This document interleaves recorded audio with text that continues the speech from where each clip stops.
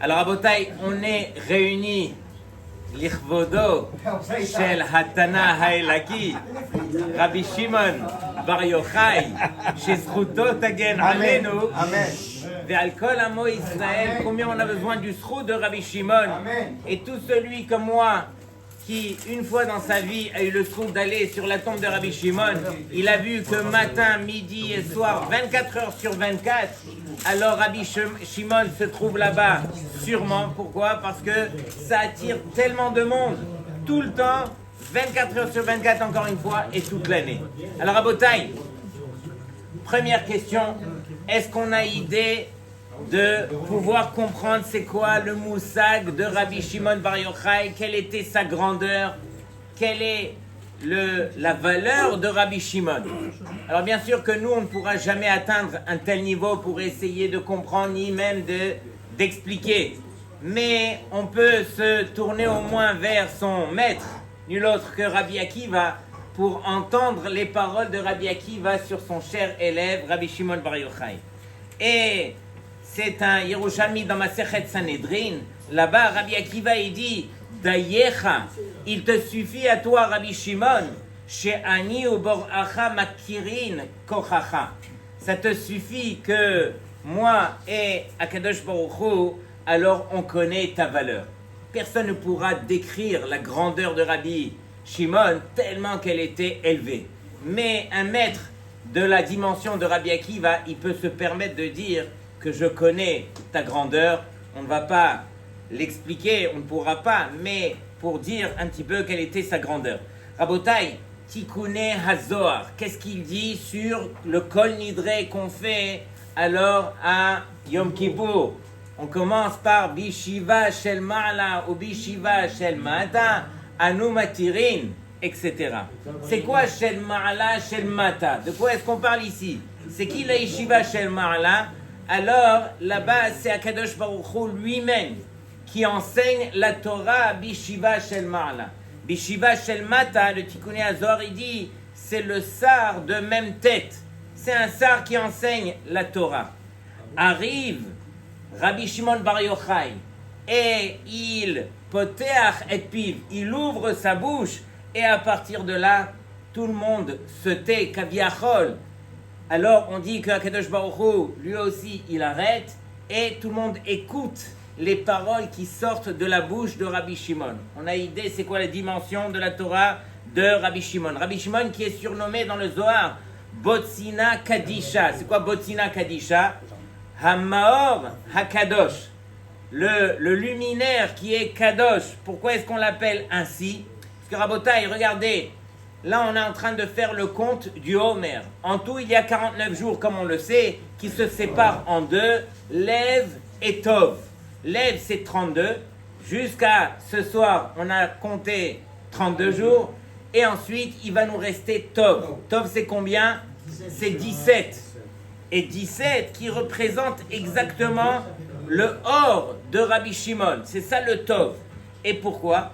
Parce que le Zohar nous dit que ici, on va dévoiler le or Tov. Le or Tov qu'on va dévoiler à partir de ce soir, c'est ça la lumière qui est cachée dans la Torah. Et c'est cette lumière que Rabbi Shimon a dévoilée dans le monde. Alors, le 33e jour, à partir du 33e jour, donc le Zohar. Et pourquoi c'est important pour nous de le dévoiler, Rabotai? Parce que regardez bien, Akadosh Baruch Hu, lui, tout ce qu'il veut, c'est amener son monde, finalement, au Mashiach. Mais quand le Mashiach va enfin se dévoiler, on devra écouter sa Torah.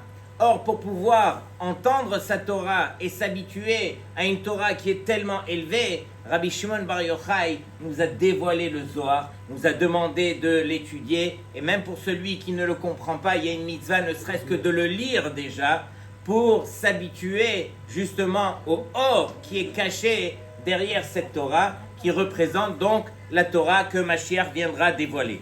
Donc tout ça pour dire qu'on est dans cette galoute qui est représentée par le Chosher dans lequel on baigne. Et on a besoin justement de s'habituer à une dimension qui va s'appeler le Zohar. Rabotai, vous savez tous que les Mekoubalim ils disent que Rabbi Shimon Bar Yochai c'était nul autre que le Gilgul de Moshe Rabbeinu. Et tout le monde sait que Moshe Rabbeinu, alors une fois qu'il est niftar, alors bien sûr, Akadosh Baruch Hu a fait en sorte que sa kevura, elle soit cachée. On ne sait pas jusqu'à aujourd'hui où est-ce qu'il est enterré. Et Hachem a fait exprès, bien sûr. Pourquoi est-ce qu'il a fait cela? Parce qu'il savait que malheureusement les béné Israël allaient être mis en galoute et finalement leur Beth Amikdash allait être détruit. Et ces béné Israël, s'ils savaient où était enterré Moshe, ils auraient couru, ils auraient imploré Moshe, et Moshe par son srout Vaddaï, qu'il aurait fait venir Mashiach, il aurait ramené le Beth Amikdash, etc. Mais Hachem a voulu justement que les béné Israël, que ça vienne de leurs efforts. C'est uniquement par ce biais, voilà, qu'on pourra faire venir Mashiach, par nos efforts. Mais Akadosh Baruch Hu, il nous a quand même consolés. Il a permis au Gilgul de Moshe Rabbeinu, Rabbi Shimon Bar Yochai, d'être enterré dans un endroit que tout le monde connaît, dévoilé de tous, à Méron. Et lorsqu'on veut, lorsqu'on en a besoin, alors on va à Méron, on se retourne vers Rabbi Shimon. Et combien Rabbi Shimon, il est présent pour chacun. Là n'est pas le moment de raconter des histoires, mais j'en ai entendu aujourd'hui. Et bien, Inara, n'hésitez pas une seconde que d'aller sur la tombe de Rabbi Shimon, de demander tout ce que vous avez besoin dans les moindres détails. Et il est marqué comme ça que Méron, ce sont les rachetevot de Melech, Rofé, Ne'eman, Verachman. Donc tout celui qui a besoin d'une refoua, qui a besoin de Rachmanout, qui a besoin de renforcement dans sa émouna, qu'il aille chez Rabbi Shimon, là-bas est la clé. Et le srout de Rabbi Shimon, alors directement, accorde cette bracha. Maintenant, Rabotai, j'ai vu une histoire que je n'avais pas vue jusque-là, où le plus jeune des fils de Rav Ovadia Yosef a raconté qu'une fois il se trouvait tout seul avec son père bien sûr était plongé dans son limoud. Une fois qu'il a levé les yeux et qu'il a vu son fils, Rabbi Moshe, il lui a dit: Rabbi Moshe, rapproche-toi de moi, je vais te raconter quelque chose. Je vais te dévoiler, c'était quand la première fois dans ma vie que j'ai été sur la tombe de Rabbi Shimon Bar Yochai. Et il lui dit: sache que j'avais 35 ans. Il lui dit: papa, tu as attendu jusqu'à 35 ans? Il lui dit: je vais te raconter. On était arrivé avec les Talmidim à Porat Yosef à étudier une Masechet comme il se doit, et on est arrivé au Siyum Masechet. Les Talmidim sont venus me voir et ils m'ont dit: Kvod Harav, on va faire la fête chez Rabbi Shimon, on va faire le Siyum là-bas, on va faire une Seouda, et ça sera l'occasion pour nous vraiment de remercier Hachem pour tout le limoud qu'on a eu. Rav Ovadia Yosef, il dit: très bonne idée. Il réfléchit, il revient les voir et il leur dit: écoutez, je dois rester ici à la yeshiva, je dois étudier, je suis vraiment dans une sougia et tout ça, je ne peux pas me séparer de la sougia, mais n'ayez crainte, je vous envoie le Rosh Yeshiva, Rav Yehuda Tzadka, qui va vous accompagner, et éventuellement, voilà, c'est Rav Yehuda qui vous fera les divrei Torah, n'ayez crainte. Et donc les Talmidim, ils ont écouté, et ils sont partis avec Rav Yehuda Tzadka. Et donc, ils sont à Méron, ils font leur siyum, et ils sont assis en train de faire la Seouda. À ce moment-là, Rav Ovadia Yosef était plongé dans son limoud. Qui c'est qui vient taper à sa porte? Nul autre que un des grands tzadikim de la génération, un Mekoubal, qui s'appelle Rav Yosef Hades, très connu. Et ce Rav Yosef Hades, il vient, il est préoccupé. Alors il lui dit: Makara, qu'est-ce qu'il y a? Il lui dit: ben, je viens te voir justement parce que, alors on m'a dévoilé quelque chose en rêve, et donc on m'a demandé de venir te voir. Et qu'est-ce que tu as vu dans ton rêve? Il lui dit: j'ai vu alors un homme qui avait une soura qui était magnifique, je ne savais pas c'était qui, et voici que cet homme me dit: Ani Rabbi Shimon Bar Yochai, et Ani metzave otra lalechet le Rabbi Ovadia Yosef, ותאמר לו שהתלמידים שלו עושים עכשיו סיום מסכת אצלי במירון. Va chez Rav Ovadia Yosef et dis-lui que ces talmidim, à l'instant, ils font la Seouda à Méron. Alors il lui dit: Velama hu lo ba, et pourquoi il n'est pas venu lui? Lo shaveli kol ma sheosim sham siyum ve Seouda. alors Rabbi Shimon y témoigne que ça ne vaut pas la peine, toute cette Seouda et tout ce Sioum, si lui ne les accompagne pas. Et il a terminé comme ça, Veimlo, et s'il ne vient pas, Tomarlo Bishmi Sheani Akpid Alav, dis-lui en mon nom que je serai Makpid. Rav Ovadia Yosef, il a entendu ça, qui sortait bien sûr de la bouche d'un Mekoubal pareil, Rav Yosef Hades. Directement, il a mis sa glima, il a pris le premier taxi qui passait par là et qui l'a emmené à Méron. Il est arrivé à la fin de la Seouda et il a dit, voici la première fois de ma vie où j'ai été donc sur la tombe de Rabbi Shimon Bar Yochai. Donc Rabotai, on n'a pas idée. Le tzaddik, quand il appelle, alors on se doit d'être au rendez-vous. Mais sachez que Rabbi Shimon Bar Yochai, dans la Gemara, il dit comme ça, Siftotav dovevod bakever, c'est-à-dire que tout celui qui le jour de la Hiloula d'un tzaddik, il va se permettre de rappeler les paroles d'un tzaddik, alors dans la tombe, les lèvres du tzaddik, elles bougent. Elles bougent quoi? Elles bougent de ce que toi tu dis en son nom. Et bien sûr, lorsqu'il s'agit d'un tzaddik comme Rabbi Shimon Bar Yochai, tout ce qu'on demandera, alors le tzaddik va éventuellement, nous l'accorder. Simplement, il conviendrait de prendre le Zohar, d'étudier les Gemarot au nom de Rabbi Shimon Bar Yochai et de citer cela, même si on ne le comprend pas. Il y a une grande mitzvah que de lire le Zohar en ce jour. Et ce que j'ai fait, c'est que avant le Seder, j'ai pris la partie du Zohar où Rabbi Shimon Bar Yochai a dévoilé ses secrets. Il y a en tout 48 pages du Zohar avec le Pérouche, Matok Mitvash. Et donc, Bli Neder, je donnerai 2 pages à chacun d'entre vous que vous lirez. Comme ça, tous ensemble, on aura fait une belle partie et on demandera à Rabbi Shimon par son srout, d'écouter. Alors, Rabotai, je termine juste avec une petite Gemara. La Gemara se trouve dans Moed Katan. Là-bas, il y a 2 Tanaïm. Le premier s'appelle Rabbi Yonatan et le deuxième c'est Rabbi Yehuda ben Gerib. Et les deux, ils ont étudié auprès de Rabbi Shimon Bar Yochai, ils ont étudié la parashat Nedarim.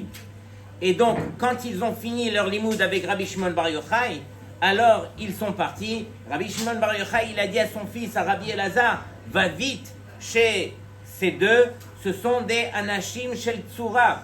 Ils ont une grandeur, va prendre une bracha chez eux. Et donc Rabbi Elazar, il court et il leur demande une bracha. Et voici que la Gemara, elle est connue.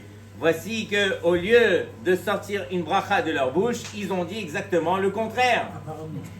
Apparemment. Très bien. Et donc, ils ont dit certaines choses. Comment? Voilà. Ils ont dit Yehi Raton, que chez Tizra Velo Tiktor, que tu sèmes, mais que tu ne récoltes pas. Chez Tachnis Velototsi, que tu rentres et que tu ne sors pas. Et ils ont continué comme ça, Yecharev Vetecha, que ta maison se détruise, Vetityachev Achsinyatecha. Ok? Bekitour, donc ils ont sorti beaucoup de choses que apparemment c'était exactement le contraire. Rabbi Elazar, il a entendu cela, il a couru chez son père, et son père, il lui dit non, calme-toi, qu'est-ce qu'ils ont dit? Et c'est là que bien sûr Rabbi Shimon, il a traduit ces paroles dans le bon sens.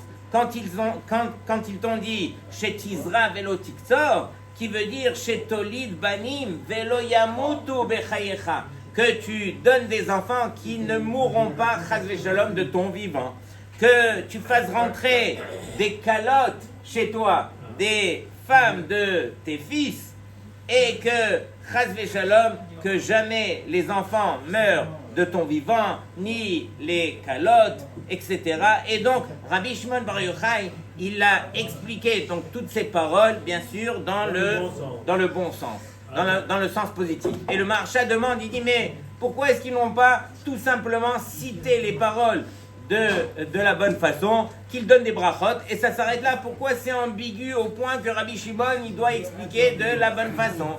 Alors eux, écoutez bien le tirus du Maharsha, eux, bien sûr, ils connaissaient leur grandeur, leur valeur, et ils savaient qu'ils n'étaient pas arrivés à ce niveau que de pouvoir donner des brachot qui allaient s'exaucer.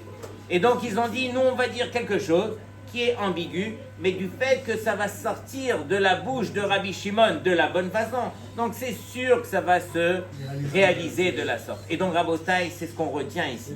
On va ce soir et demain, sachez que le moment le plus kadosh de la journée de Lag BaOmer, il y en a peu qui le savent, c'est demain, une demi-heure avant la Shkia. Donc c'est vraiment la fin de Lag BaOmer. C'est là le moment le plus important où les plus grands secrets du Zohar ont été dévoilés. Et c'est à ce moment-là qu'il faut demander Rachamim. Bien sûr, nous, on ne va pas perdre de temps. Dès ce soir, on étudie, on prend le Zohar, on prend les paroles de Rabbi Shimon. Et bien sûr, on va demander.